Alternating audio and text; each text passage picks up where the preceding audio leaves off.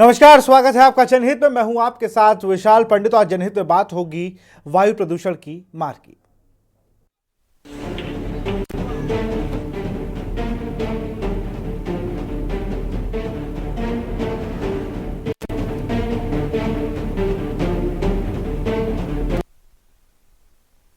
UP में वायु गुणवत्ता गंभीर स्तर पर पहुंच गई है, जिसमें नागरिकों को स्वास्थ्य संबंधी गंभीर समस्याएं हो सकती हैं। विशेष रूप से रात के समय प्रदूषण में वृद्धि होने से हवा में जहरीले तत्व घुल रहे हैं, जिससे लोगों की सेहत पर नकारात्मक असर पड़ रहा है। गाजियाबाद का एयर क्वालिटी इंडेक्स 404 तक पहुंच गया, जो गंभीर श्रेणी में आता है, जबकि नोएडा के सेक्टर 1 में यह 475 तक पहुंच गया है।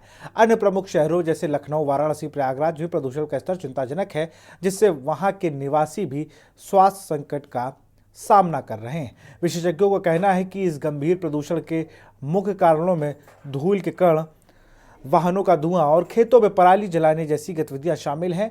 PM 2.5 कण इतने छोटे होते हैं कि वह श्वसन तंत्र में गहरे तक प्रवेश कर सकते हैं, जिससे अस्थमा, दिल की बीमारियों और श्वसन संबंधी समस्याएं बढ़ सकती हैं। सरकार और स्वास्थ्य विभाग के निवासियों को घर के अंदर रहने की सलाह दी है और यदि बाहर जाना पड़े तो मास्क पहनने की चेतावनी दी है। वायु प्रदूषण को नियंत्रित करने के लिए जल्द ही उपाय की आवश्यकता है, ताकि लोगों की सेहत को बचाया जा सके और इस गंभीर स्थिति से निपटा जा सके।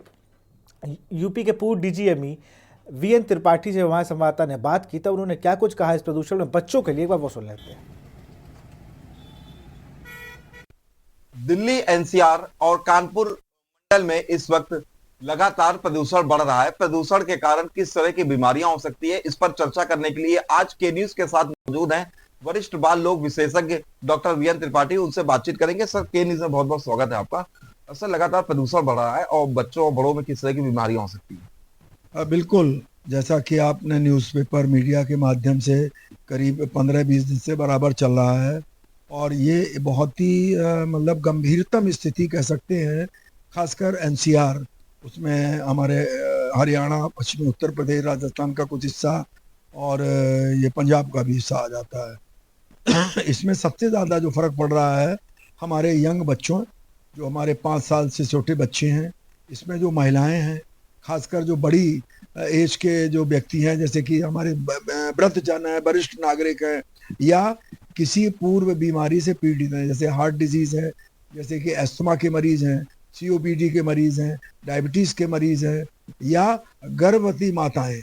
तो ये 3 जो ग्रुप हैं, यानी कि 5 साल से छोटे बच्चे, हमारे बड़े जो वृद्ध हैं, इसके अलावा जो हमारी गर्भवती माताएं हैं, इन पे सबसे ज्यादा असर हो रहा है। यहाँ तक गर्भस्थ शिशु जो गर्भ में पल रहा हमारी गर्भवती माताओं बहनों का है, उस पे प्रदूषण का असर, वायु प्रदूषण का है। उसके कारण उनके जो गर्भस्थ शिशु है उसका वजन कम हो जाता है, कभी कभी अबॉर्शन हो जाता है, उसमें जन्मजात विकृतियां हो सकती हैं और जब ये जन्म लेकर के जब ये इस दुनिया में आते हैं तो उनके फेफड़ों का विकास भी अफेक्ट होता है। पर किस तरह की सावधानियां बरतनी चाहिए बचने के लिए? जी बिल्कुल। एक तो ये है, सावधानियां हम बांट सकते हैं व्यक्तिगत लेवल पे, समाज के लेवल पे, फिर इसके बाद सरकारों के लेवल पे। जो व्यक्तिगत परेशानी खुद ही बचना है तो उसमें ये है कि हमारे खास तौर से इस समय जब बहुत ज़्यादा एयर क्वालिटी इंडेक्स है, और मुझे तो बता कि कानपुर में 200-250 से ऊपर है, दिल्ली में तो 400-500 तक पहुंच गया है। सुबह के समय जिस समय धुंध रहती है, स्मॉग होता है, घर के बाहर ना निकलें, घर की खिड़कियां दरवाजे बंद रखें और अंदर ही रहें, और बाहर जब निकलें किसी आवश्यक काम से तो कृपा करके N95 मास्क का प्रयोग करें, जिससे कि हवा जो हमारी फिल्टर होके जाए और जो हमारे CO के और तरह तरह के जो हमारे पार्टिकल हैं वो हमारे अंदर ना जाएं। दूसरा, बच्चों को और वृद्धों को और सीनियर लोगों को, गर्भवती माताओं को कतई ये हिदायत है कि वो खासकर सुबह के वक्त 10-11 बजे तक, जब तक धूप प्रॉपर ना निकले, घर के बाहर ना जाएं। आपने सुना कि प्रदूषण की स्थिति भयावह होने के कारण इसका सीधा सा असर छोटे बच्चों, 5 साल से छोटे बच्चों और बुजुर्गों और गर्भवती महिलाओं पर पड़ रहा है। सर का साफ तौर पर कहना है कि जो भी लोग सुबह बाहर निकले, मास्क लगा के निकले, इसके साथ ही अन्य सावधानियां भी बरतें। कानपुर से कौस्तुभ मिश्रा, के न्यूज इंडिया। और अब मौसम वैज्ञानिक ने क्या कुछ कहा इस पूरे प्रदूषण को बढ़ते हुए देखते हुए, वो सुन लेते हैं। जैसा कि पूरे एनसीआर और कानपुर मंडल में प्रदूषण की स्थिति भयावह है और जब तापमान गिरते हैं तो तापमान गिरने के साथ ही जो ठंडी हवाएं होती हैं वो नीचे धरातल पर आ जाती हैं और उन पे धूल के कण और जितनी भी ग्रीन हाउस गैसेज होती हैं वो जम जाती हैं और इसके बाद एक इन्वर्जन जोन बन जाता है। होता क्या है, जब आप जैसे जैसे ऊपर जाते हैं तो वैसे वैसे टेम्परेचर गिरते हैं, लेकिन 600-700 फीट के ऊपर एक इन्वर्जन जोन बन जाता है जहाँ पे हवाएं ठंडी हो जाती हैं, ठंडी के बाद गर्म हो जाती हैं और जब ये हवाएं गर्म होती हैं तो ऊपर एक लेयर बना लेती हैं, ऊपर एक कटोरा ऐसा बन जाता है, छाता बन जाता है जो प्रदूषण को एटमॉस्फेयर में ऊपर नहीं जाने देता है। ये स्थितियां अभी लगातार एनसीआर और कानपुर उत्तर प्रदेश तक चलती रहेंगी, लेकिन इसके बाद उत्तर पश्चिमी हवाओं की जब गति 12 से 14 किलोमीटर प्रति घंटे अवर होगी और ये हवाएं थोड़ी शुष्क होंगी तो प्रदूषण में थोड़ी राहत मिलने की संभावना है। एक बार प्रदूषण ने कितना ज़्यादा लोगों को परेशान कर रहा है, आगरा की तस्वीरें एक बार देखिए आप कि ताजमहल जिसका दीदार करने के लिए देश विदेश से लोग आते हैं, उसकी वो कहाँ पर अपने आप को स्टैंड कर रहा है। यहाँ पर देखिए किस तरीके से प्रदूषण ने ये मार मारी है कि अब ताजमहल का दीदार भी धुंधला हो रहा है। इसको लेकर सीएमओ ने क्या कुछ कहा आगरा, वो भी सुन लेते हैं। जैसे मौसम चेंज हो रहा है और ठंड होने की वजह से जो हमारा स्मॉग है, जिसे धुआं विशेष रूप से सुबह और शाम नीचे रहता है, पर्यटन इंडस्ट्री होने का, पर्यटन स्थल होने के कारण और एनजीटी की विशेष चूँकि यहाँ पे नियम लागू है, उस पर प्रदूषण हम लोग को विशेष रूप से ध्यान रखना होता है। सबसे पहले मैं लोगों से यही अनुरोध करूँगा कि सुबह और शाम विशेष रूप से वृद्ध और छोटे बच्चे बिना मास्क के बाहर निकले, अत्यंत आवश्यक होगा तभी निकले, जिससे कोई की इन्फेक्शन या कोई चेस्ट या फेफड़े का संक्रमण न होने पाए। साथ में बाकी सभी लोग से ये अनुरोध होगा कि प्रदूषण न होने पाए इसके लिए पूरा प्रयास करें। जहाँ तक कि ग्रामीण क्षेत्रों में है, जहाँ तक कि पराली के जलाने और अन्य चीज़ों के विशेष रूप से प्रशासन द्वारा एक सक्रिय प्रयास किया गया है और उसमें काफ़ी हद तक रोक लगाई जा चुकी है, परंतु अभी वाहनों के कारण होने वाले प्रदूषण में थोड़ा सा हम लोग को ध्यान देना होगा। वाहन का प्रयोग जितना आवश्यक हो उतना किया जाए तो ज़्यादा उचित है। बैटरी चालित उपकरण वाहन भी काफ़ी हद तक बढ़ गए हैं। प्रयास यही होना चाहिए कि प्रदूषण को बचाए रखें, चाहे वो वायु प्रदूषण हो, चाहे वो जल प्रदूषण हो या जल प्रदूषण हो। तीनों प्रदूषण हमारे स्वास्थ्य के लिए बहुत हानिकारक हैं और आमजन को इसमें सतर्क रहना। और इसी पे चर्चा करेंगे। हमारे साथ एक खास पैनल भी जुड़ेगा। सारिका गुप्ता है संवाददाता कानपुर, आयुष शर्मा है मेरठ से, अजय चौहान आगरा, अशोक द्विवेदी नोएडा से हमारे संवाददाता हैं, देवानंद वर्मा है संवाददाता Ghaziabad, doctor V N Tripathi हैं बाल रोग विशेषज्ञ हैं और डॉक्टर एस एन पांडे हैं मौसम वैज्ञानिक। लेकिन सबसे पहले सारिका का रुख करेंगे। सारिका, अगर बात की जाए कानपुर की तो यहाँ पर भी अब जो AQI है वो बढ़ता जा रहा है और प्रदूषण से लोगों को दिक्कतें होने लगी हैं। सारिका,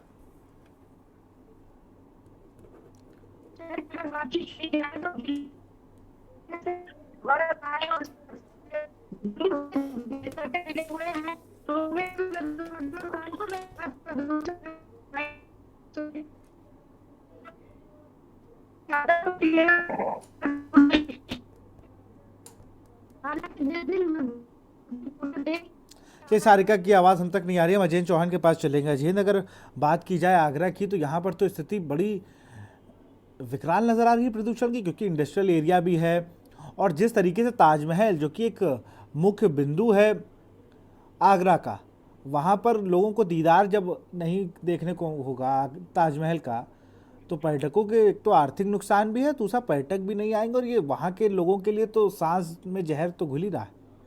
अजेंद्र, हाँ देखिए विशाल, बिल्कुल ठीक बात है। जिस तरह से पूरे देश भर में जो प्रदूषण का जो कहर है वो बिल्कुल बढ़ता जा रहा है। AQI सभी जगह पर ज्यादा है और आगरा की बात कर लें तो महानगर है, हजारों की संख्या में गाड़ियां सड़कों पर दौड़ती हैं, साथ ही साथ इंडस्ट्रियल एरिया भी यहाँ पर है।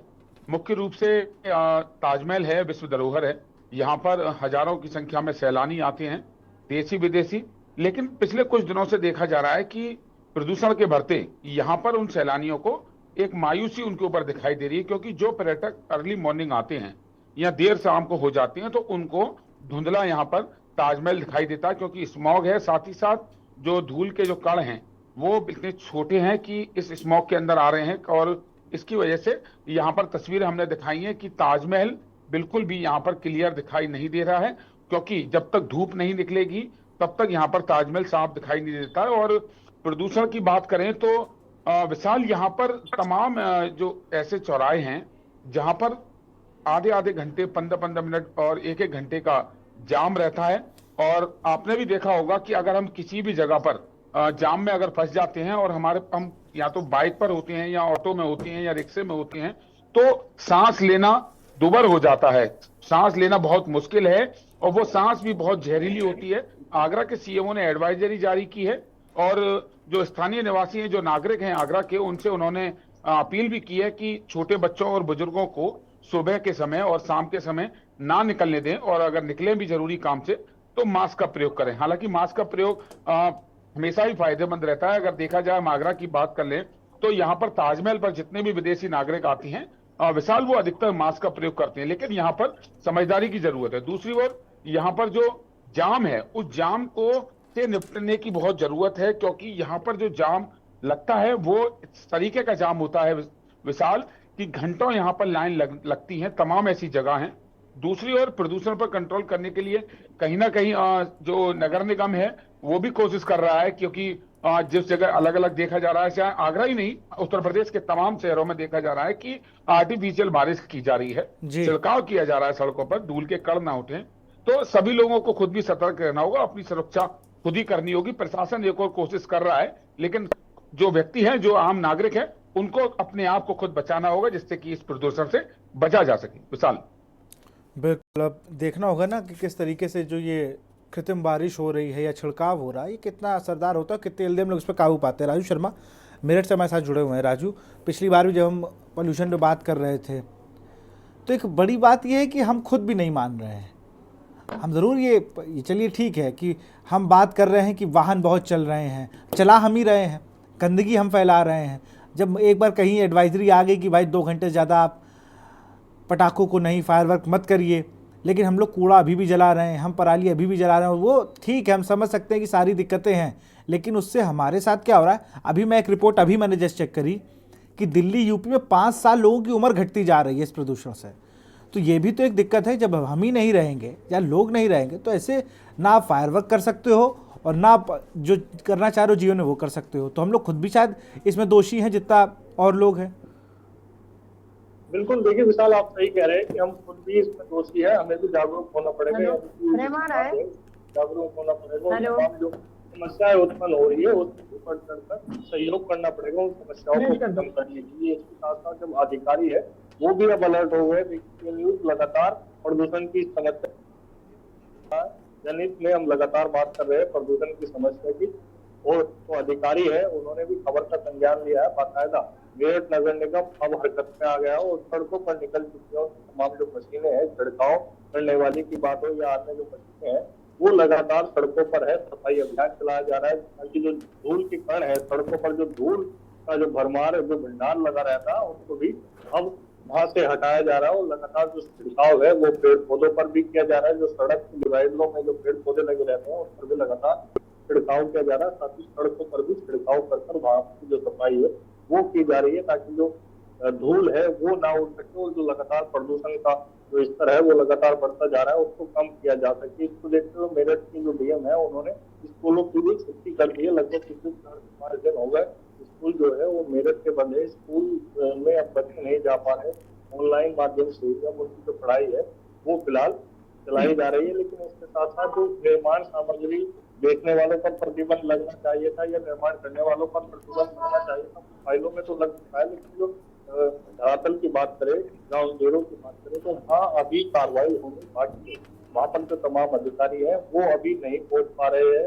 फिलहाल जो फाइलों में कार्रवाई है वो बेशक शुरू कर दी गई है, लेकिन जो धरातल पर ग्राउंड को काम करना चाहिए अधिकारियों को इस प्रदूषण की मार से आम जनता को बचाने के लिए वहां तक अभी अधिकारी नहीं पहुंच पा रहे हैं। वहां पर कार्रवाई करने की जरूरत है। इसके साथ साथ जो कोल्हू है जिनसे धुआं निकलता है उन पर भी अभी कार्रवाई नहीं शुरू की गई है। हालांकि कुछ कोल्हू संचालकों को नोटिस जारी किए गए हैं कि वो पॉलीथीन इस्तेमाल ना करें, केवल जो गन्ने की खोई होती है उसका इस्तेमाल करें, ताकि जो उनका काम भी चलता रहे और प्रदूषण भी जो अधिक है वो ना फैले। इस तरीके की जो एडवाइजरी है वो बेशक प्रदूषण विभाग अभी ने नहीं, जारी की एडवाइजरी है। तो जारी हो गई, पालन हमें आपको ही करना है। चलिए बने रहिए हमारे साथ।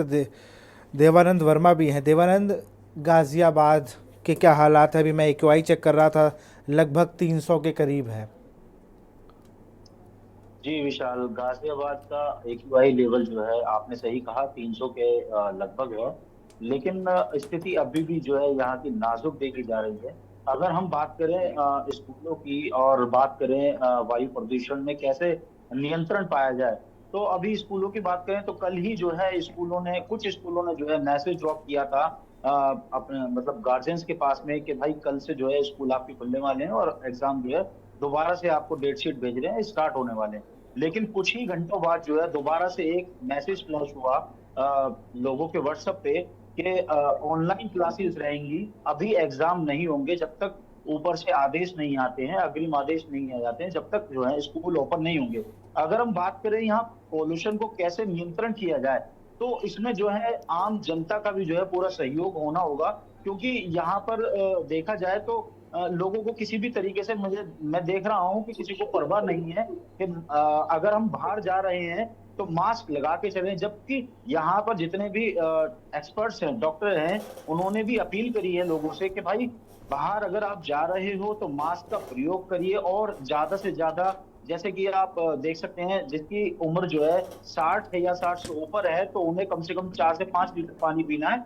और अगर 10 साल से नीचे का बच्चा है तो उसे बाहर न भेजा जाए और पानी का जो है ज्यादा आप उपयोग करें, क्योंकि अगर आपको इससे बचना है, प्रदूषण से बचना है, तो पानी को ज्यादा से ज्यादा पिया जाए, क्योंकि पानी से ही जो है इसकी रोकथाम हो सकती है। और अगर हम बात करें यहाँ की नगर निगम की गाजियाबाद में क्या व्यवस्था बनाई गई है, तो अभी देखा जाए तो बिल्कुल लापरवाही देखी जा रही है। एक दो बार जो है पौधों में पानी डाला जा रहा है सड़कों पे, उसके बाद अगर देखा जाए तो कुछ भी नहीं दिखाई दे रहा है। सरकार की तरफ से कोई भी यहाँ पर किसी भी तरीके के इंतजाम नहीं है। जी विशाल। बिल्कुल। सारिका जुड़ी हुई हैं। सारिका, आपको आवाज़ आ रही है? जी विशाल, आप अपना प्रश्न करें। बिल्कुल। सारिका, कानपुर की क्या स्थिति है? क्योंकि कानपुर में बड़े प्रोजेक्ट्स बहुत हैं। मेट्रो की हम बात करें, कई ओवरब्रिज भी बन रहे हैं, बात चल रही है। रोडों की स्थिति क्या है? और पोल्यूशन की स्थिति तो आपके पीछे मैं धुंध देख के समझ रहा हूँ कि इस वक्त तक ना वहाँ पे इतनी सर्दी हो रही है, लेकिन धुंध बता रही है कि प्रदूषण का लेवल क्या है। सारिका, इस वक्त अगर मैं बात करूं कानपुर शहर की, तो कानपुर शहर की जो आबो हवा है वो दिन पे दिन जहरीली होती जा रही है। AIQ की बातचीत करी जाए तो 100 का आंकड़ा लगातार जो है पार हो रहा है। और इस वक्त हम एक प्रतिष्ठित चौराहे पर खड़े हैं, जहां पर आपको दिखा दें ये डॉल्फिन चौराहा है। और बता दें जो आप डॉल्फिन देख रहे हैं वैसे तो ये व्हाइट कलर की है, लेकिन जो प्रदूषण है उसके कारण ये काली हो चुकी है। ये हमारे दर्शक भी देख पा रहे होंगे किस तरीके से ये व्हाइट डॉल्फिन अब ब्लैक हो चुकी है। बाकायदे यहाँ पे चारों तरफ वाहन चल रहे हैं, वाहनों से कितना धुआं निकलता है और उससे प्रदूषण जो है लगातार जो है दूषित होता जा रहा है। आसपास जो पेड़ है उनको भी आपको एक बार दिखाना चाहेंगे। जिस तरीके से इस पेड़ के ऊपर आप देख सकते हैं कि जो गंदगी है, जो पोल्यूशन है, उसकी परत जो है पेड़ों पर जमी हुई है, जिसके कारण पेड़ जो है सांस नहीं ले पा रहे हैं। तो इनकी इस स्थिति को देखकर ये अंदाजा लगाया जा सकता है समस्या के कारण। और के जो हवा है वो जहरीली हो चुकी है। सुबह का समय जो होता है कहीं ना कहीं घरों में रहते हैं के साथ जो पोल्यूशन जो परत है वो दिखाई देती है कानपुर शहर में। जिस दिन मतदान था उस दिन भी पूरा दिन यहाँ पर जो धुंध है, जो परत है वो रही है पूरा दिन, जिसके कारण लोगों को सांस लेने में दिक्कत हुई है। अब जो लोग हैं, जिस तरीके से डॉक्टरों का कहना है, मरीजों का जो अंबार है वो भी अस्पतालों पर उमड़ पड़ा है। जो हार्ट के मरीज हैं वो भी लगातार सामने आ रहे हैं। लोगों को सांस लेने में प्रॉब्लम हो रही है, तो काफी समस्याओं से भी जूझना पड़ रहा है। लेकिन अगर बातचीत करी जाए कि यहाँ पर प्रशासन द्वारा क्या व्यवस्थाएं करी गई हैं, तो कहीं ना कहीं जिस तरीके से प्रदूषण बढ़ रहा है उसी पर काबू पाने के लिए नगर निगम भी जाग गया है। और नगर निगम ने जितनी अपनी एयर गन थी कि उनके वाहनों को चलाना शुरू कर दिया गया है। सड़क पर फॉगिंग करी जा रही है। जो पेड़ हैं, जितने पार्क हैं, उनको खोल दिया गया है। वहां पर जो कर्मचारी हैं वो बाकायदे जाते हैं, पेड़ों की धुलाई करते हैं और उसके साथ साथ जहां कूड़ा जलाने पर पूरी तरीके से प्रतिबंध लगाया गया है और अगर ऐसा पाया जाता है तो नगर आयुक्त खुद उस पर कड़ा एक्शन करते हैं। महापौर भी सड़कों पर निकल रही हैं। पोल्यूशन पर ज्यादा ध्यान दिया जा रहा है और यही वजह है कि आज जो है वो 120 का IQ रहा है। तो ये सारी चीजें जो है ये बताती हैं कि कानपुर शहर की आबो हवा तक पहुंचने, दिल्ली की जैसी होने पर थोड़ा कहीं ना कहीं विलंब नहीं होगा, जल्द से जल्द पहुंच जाएगा, क्योंकि यहाँ पर आज भी लोग जो है भरपूर गाड़ियों का इस्तेमाल कर रहे हैं, पोल्यूशन फैला रहे हैं लगातार। जिस तरीके से प्रदूषण फैल रहा है, पानी की अगर बातचीत करी जाए तो जल में भी पूरी तरीके से यहाँ पर जो नालियां हैं, गंदे नाले हैं, वो आज भी गंगा में गिर रहे हैं और कहीं ना कहीं जो ट्रीटमेंट प्लांट है पानी को साफ करने वाले, वो थोड़े से ध्वस्त पड़े हुए हैं, जिसके कारण लोगों को आज भी गंदे पानी का पीने का सामना करना पड़ रहा है। वहीं अगर हवा की बातचीत करें जाए तो हवा में भी पूरी तरीके से जो वाहन है वो जहर घोल रहे हैं और उसके साथ साथ लोगों का जो खान पान है और जो एयर में पोल्यूशन है उसके द्वारा बिल्कुल सारिका, आप बने रहिए हमारे साथ। बढ़ती जा रही हैं। अब जरा मैं नोएडा से अशोक द्विवेदी का रुख कर लेता हूँ। अशोक, नोएडा की क्या स्थिति है? बिल्कुल, मैं आपको बता दूं नोएडा के स्थिति है वो गिरावट तो आई है, लेकिन अभी देखा जाए तो आप मेरे पीछे देख सकते हैं, अभी से आपको जैसे धुंध के जैसे कोहरा के जैसे दिखाई दे रहा है, लेकिन कोहरा नहीं कहेंगे, पोल्यूशन है, जिसको लेकर के यहाँ का जो शासन है वो अलर्ट मोड पर है।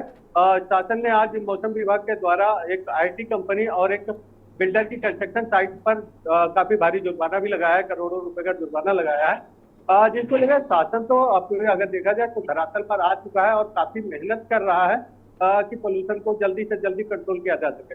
वहीं क्या नाम से पानी का छिड़काव भी किया जा रहा है। जगह जगह पे जो जैसे पराली जलाई जा रही थी या कोई कूड़ा जलाया जा रहा था, उस पर भी जुर्माना लगा रहा है। शासन प्रशासन तो बिल्कुल पूरी तरह से आ चुका है, लेकिन कहीं ना कहीं विशाल मैं आपको बता दूं, हॉस्पिटलों में मरीजों का तांता लगा हुआ है। जो पोल्यूशन को लेकर के बीमारी काफी ज्यादा बढ़ रही है, जिसको लेकर के हॉस्पिटल में तांता लगा हुआ है। तो कहीं ना कहीं देखा जाए तो अभी पोल्यूशन पे पूरी तरह से यहाँ प्रशासन ने रोक नहीं लगा पाया है, लेकिन प्रशासन की कड़ी मेहनत के बाद पोल्यूशन में गिरावट है। बिल्कुल, आप सब बने रहिए हमारे साथ। जरा हम डॉक्टर VN त्रिपाठी जी का रुख करते हैं। सर, आपके पास तो बच्चों की अगर हम बात करें ना, बच्चों और बुजुर्ग के लिए बहुत, हर बार ये कहा जाता है बड़ा ये कठिन समय होता है जब प्रदूषण और तमाम चीज़ें, लेकिन बड़ी बात यह है कि उसके जिम्मेदार भी कहीं ना कहीं, जैसे मैंने अभी राजू से सवाल किया, वही सवाल मेरा आपसे भी, हम ही लोग हैं।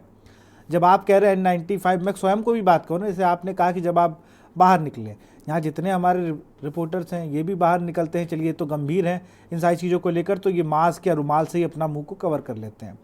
लेकिन हमारे जैसे लोग, कुछ लोग हैं जो बात को नहीं मान रहे हैं। अगर N95 मास्क भूल गए, अभी 2 साल तक वो बिल्कुल संजीवनी बना था, अब अगर दिक्कत आई है तो सब हम लोगों ने बैग बंद करके रख दिया।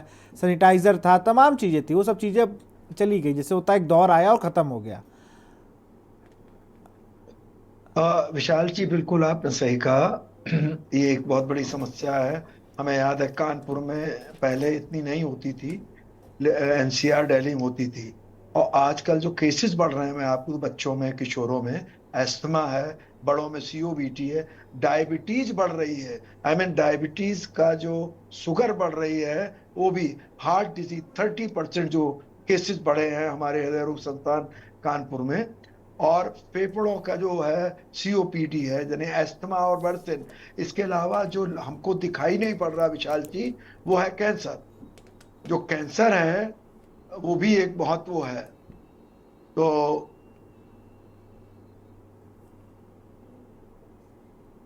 चलो VN त्रिपाठी जी,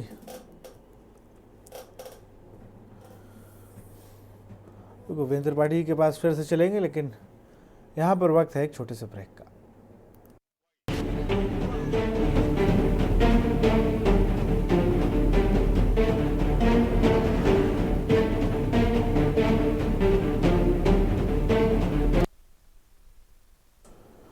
ब्रेक के बाद आपका स्वागत है। सीधे रुक करते हैं VN त्रिपाठी जी। सर, अपनी बात को पूरा कर लें आप। तो बात ये हो रही थी, अब मैं अपने दर्शकों को एक खास चीज बता दूं कि वायु प्रदूषण में क्या चीज होती है जो हमें परेशान करती है। इसमें बहुत से फिजिकल हैं, जैसे कि ये गैसेस हैं, लेड है, केमिकल्स हैं, सीओ कार्बन मोनोऑक्साइड है, SO2 है, पराग है, कुछ वायरस भी हैं, और धुंध के साथ मिलकर के ये वो बना लेते हैं। तो ये हमारे जो केमिकल हैं, हमारे जो ये रसायन है, लेड भी है। विशाल जी, मैं आप बताऊं, जी। छोटे बच्चों के जिनका ब्रेन ग्रोथ हो रहा होता है, और ये गाड़ियों के, डीजल गाड़ियों के धुएं में लेड पाया जाता है, और लेड के महीन पार्टिकल वातावरण में छा जाते हैं, और इनका सबसे बड़ा नुकसान है कि ग्रोइंग ब्रेन, छोटे बच्चों का मस्तिष्क बढ़ रहा होता है, शुरू के 3-4 साल तक ही बढ़ता है, इसके बाद बढ़ता नहीं है। अगर ये इसका जो लेड है, जो हमारे वायु प्रदूषण जो गाड़ियों से आता है, सल्फर जो आज की डीजल की गाड़ियां हैं, तो वो हमारे ग्रोइंग ब्रेन के डेवलपमेंट को अफेक्ट करेगी। बच्चे का IQ कम हो जाएगा, उसकी मेंटल की पूरी 100% कैपेबिलिटी कम हो जाएगी। इसके अलावा स्किन का कैंसर हम लोग अभी समझ नहीं पा रहे। इसके बाद एस्थमा, दमा, हार्ट डिजीज से लेकर के गुर्दे तक की बीमारियां हमारी बढ़ रही हैं। हमारे हृदय रोग संस्थान कानपुर में करीब 30% रोगी हृदय रोग के बढ़ गए। हमारे पास हर दूसरा बच्चा इस समय निमोनिया, सर्दी और ब्रोंकाइटिस का आ रहा है। तो एक तरह से कह देते प्रदूषण हमारे छोटे बच्चे जो 5-6 साल तक के हैं, हमारे सीनियर सिटीजन हैं, और गर्भवती माताएं, या जो ऑलरेडी हृदय रोग, फेफड़े की बीमारियां, डायबिटीज, किडनी इत्यादि से पीड़ित हैं, उनके लिए जानलेवा साबित हो रहा है। लोगों को चाहिए वो घर में रहें, अपने घर में खिड़कियां दरवाजे बंद रखें, बाहर ना निकले, या N95 मास्क लगा के बहुत ही कम निकले। छोटे बच्चों को कतई ना ले जाएं, और अगर अफोर्ड कर सकते हैं तो एयर प्योरीफायर आ गए, HEPA फिल्टर्स आ गए हैं, दोज हू कैन अफोर्ड वो इसको यूज कर सकते हैं। और इंडिविजुअल लेवल पे प्रोटेक्शन, फिर समाज क्या कर सकता है, गवर्नमेंट क्या कर सकता है, लेकिन हमें आगे आना पड़ेगा। व्यक्तिगत हमें इसको कम करने के लिए सोचना पड़ेगा, सरकार अपना सोची और समाज अपना सोचा। जी, इवन गर्भस्थ शिशु, विशाल जी, आपको जान के आश्चर्य होगा हमारे दर्शकों को, गर्भस्थ शिशु को भी इफेक्ट हो रहा है, यानी एबॉर्शन हो रहा है, कम वजन के बच्चे पैदा हो रहे हैं, उनके मस्तिष्क का विकास नहीं हो रहा, उनको जन्मजात हृदय रोग की संभावना बढ़ रही है। यानी कि गर्भस्थ शिशु भी इस बढ़ते वायु प्रदूषण जो दिल्ली NCR में है 300-400, उससे अफेक्टेड हो रहे हैं। ये बड़ी मतलब दुर्भाग्यपूर्ण स्थिति है, और हमारी भावी पीढ़ी के लिए बहुत ही कठिन समय है। जी बिल्कुल, मैं SN पांडे का रुख करूंगा, मौसम वैज्ञानिक हैं। सर, बहुत बहुत शुक्रिया आपका हमें समय देने के लिए। लेकिन एक बड़ी बात ये जिम्मेदारी फिर सबकी बढ़ जाती है, हमारी, आपकी, सबकी, क्योंकि जिस तरीके से पोल्यूशन बढ़ रहा है, कहीं कम कहीं ज़्यादा, लेकिन बढ़ हर जगह रहा है। अब कोई कह दे, अभी पिछली बार में मुझे एक व्यक्ति यहाँ पर जुड़े थे, तो उन्होंने एक बात कही कि लाहौर में 2000 है AQI, उस हिसाब से तो भारत में कम है। लेकिन अब लाहौर में 500 रुपये किलो टमाटर बिक रहा है, तो इस चीज़ को हम दें कि 100 रुपये का टमाटर नहीं ले लेंगे। हमें अपने आप को कहीं ना कहीं सिक्योर करना है। और सबसे ज़्यादा जैसे बताया अभी VN त्रिपाठी जी ने, जो अनबॉर्न बच्चे हैं उनके साथ भी तो ये दिक्कत हो रही है, वो दिक्कत बहुत ज़्यादा दिक्कत है आगे के लिए। SN पांडे जी। जी देखिए, जो हमारे बहुत व्हीकल हैं, ये सारी जो भी चीजें हैं निश्चित रूप से ज्यादा है।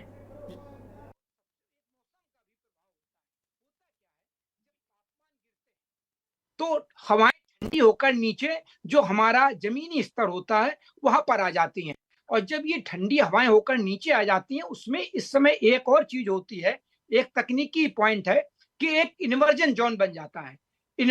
हम जब ऊपर जाते हैं, जैसे आप पहाड़ों पर जाते होंगे, तो तापमान धीमे धीमे गिरता है, लेकिन अब इस समय ये हो रहा है कि 600 से 800 फीट के ऊपर होता क्या है, एक इन्वर्जन जोन बन जाता है। जब इन्वर्जन जोन बन जाता है तो वहां वो हवाएं गर्म हो जाती हैं।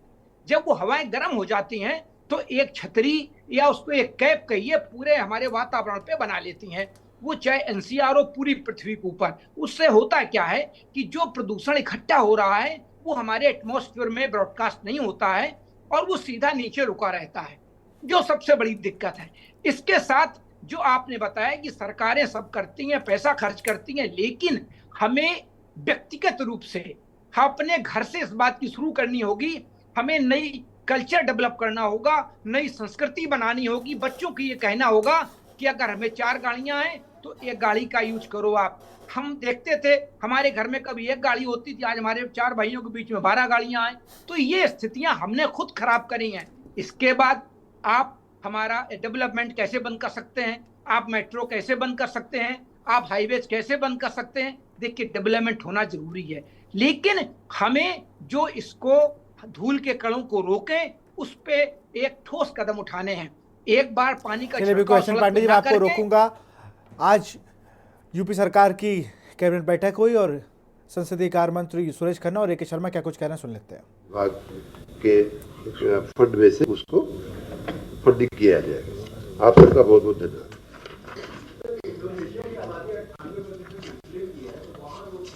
चर्चा हुई है, अभी मैंने बताया ना कि अन्य नगरों अन्य देशों के को मॉरिशस है और अन्य सुझाव आए हैं। अभी फाइनल जो लिस्ट बनेगी वो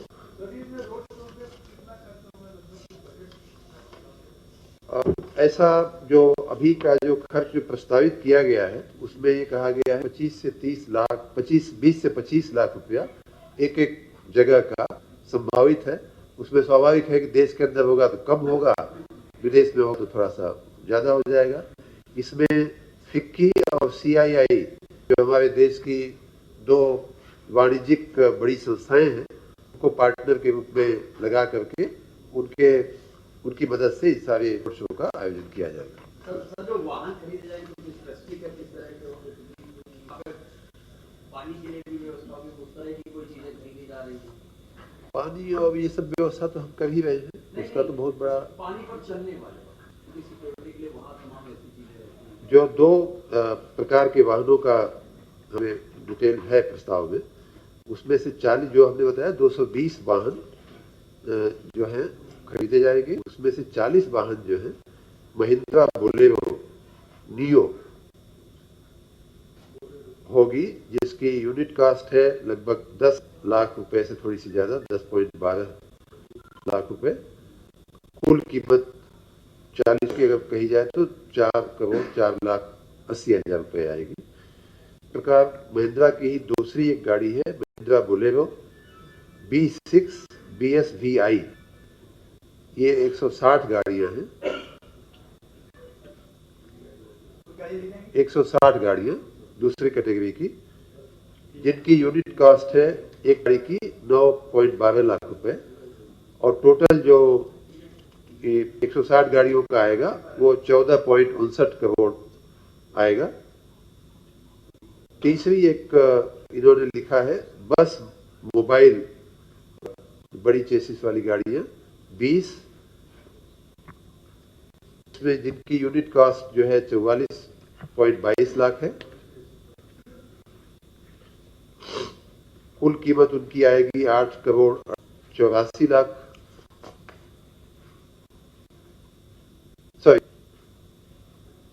8,84,40,000 रुपया।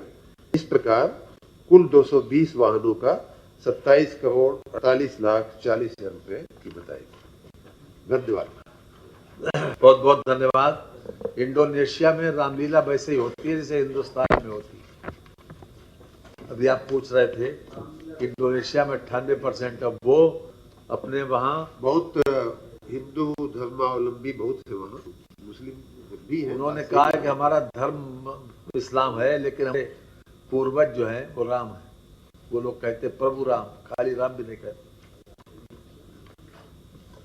वो पक्के सनातनी है।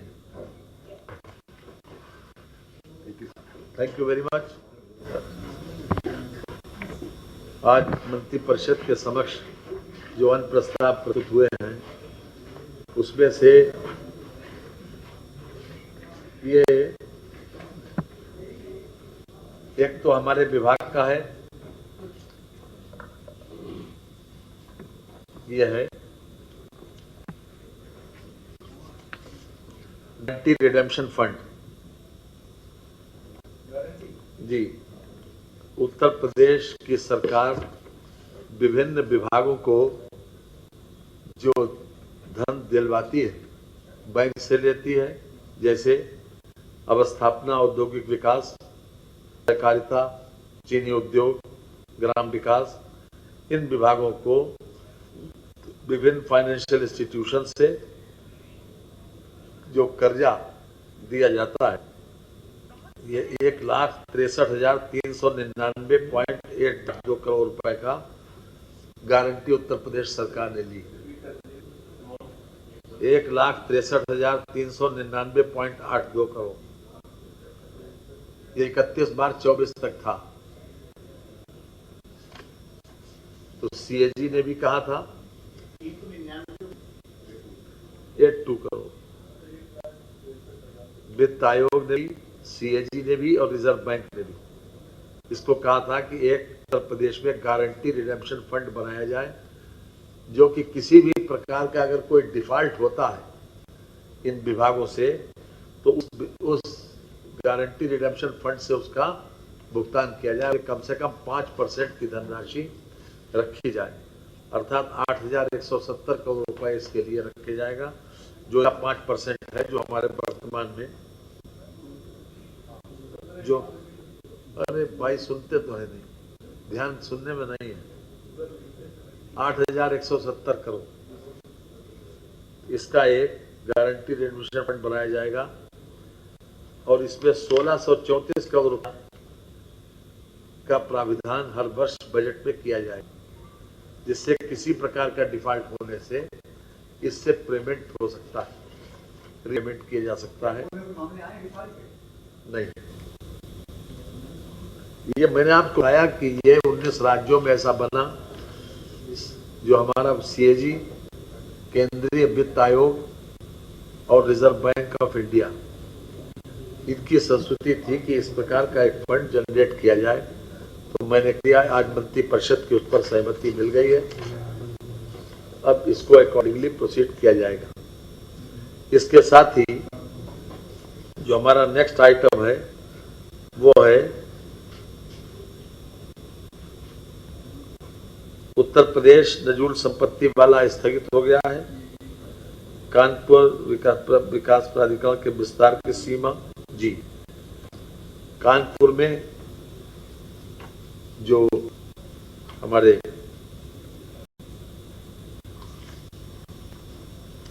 करीब 80 गांव हैं जो विकास प्राधिकरण में जोड़ दिए गए, इनका सुनियोजित विकास होगा और हर तरह से। और यहाँ पर आप यूपी सरकार की प्रेस कॉन्फ्रेंस सुन रहे थे, सीधे रुक करते हम एसएन पांडे जी का, वो बहुत महत्वपूर्ण बात बता रहे थे। एसएन पांडे जी, देखिए, मैंने आपसे बताया कि एक तो मौसम तापमान गिरते हैं तो निश्चित रूप से मौसम का असर पड़ता है।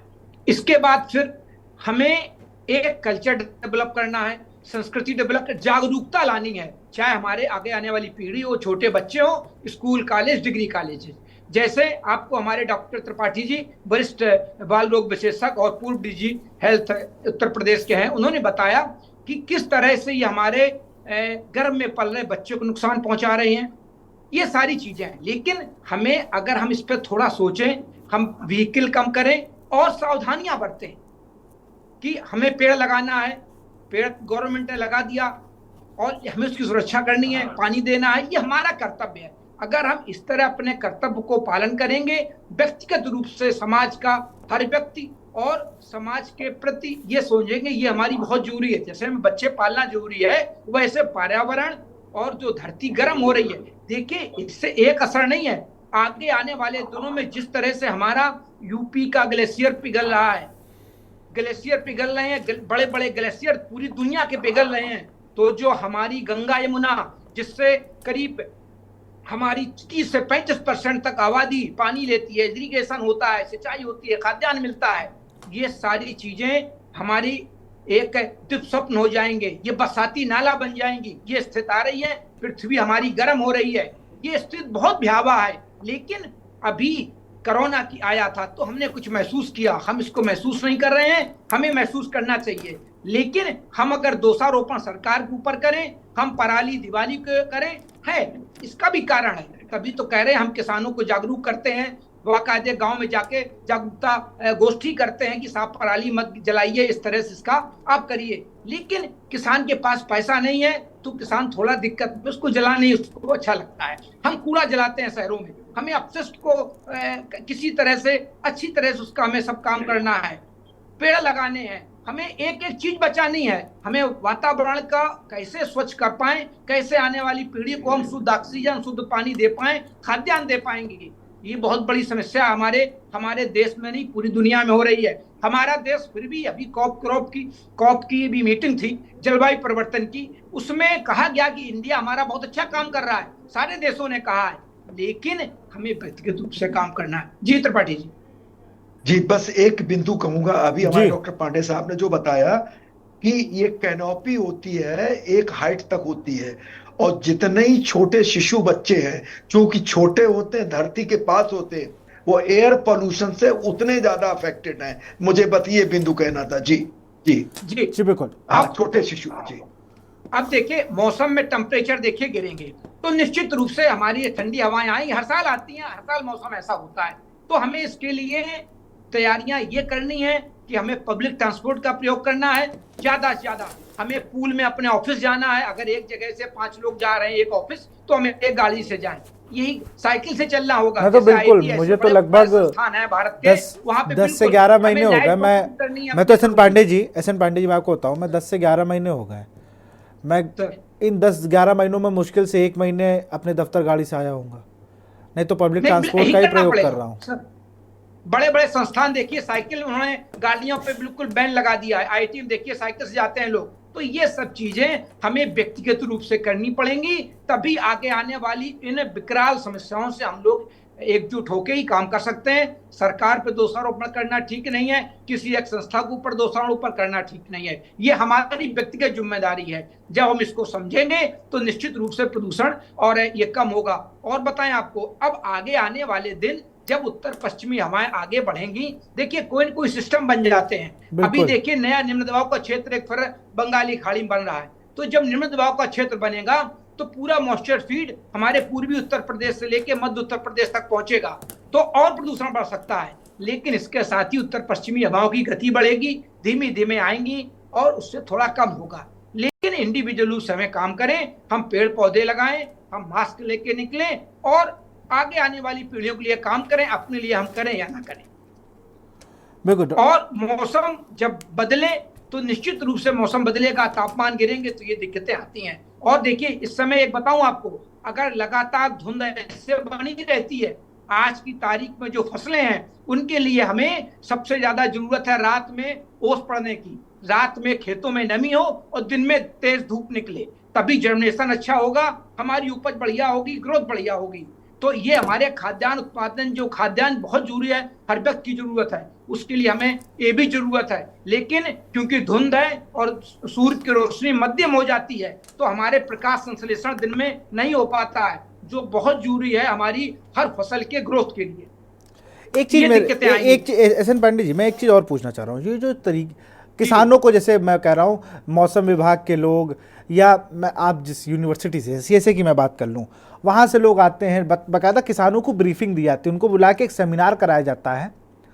वहाँ ये कहा जाता है कि भाई पराली जलाने के नुकसान क्या क्या है, ये बाकायदा समझाया जाता है। नुकसान बताते हैं, समझ भी रहे हैं। लेकिन उसके बाद मैं कह रहा हूँ 100 किसानों को बुलाया जाता है, उसमें से 10 समझते हैं और 80 कहते हैं नहीं ऐसा कुछ नहीं है।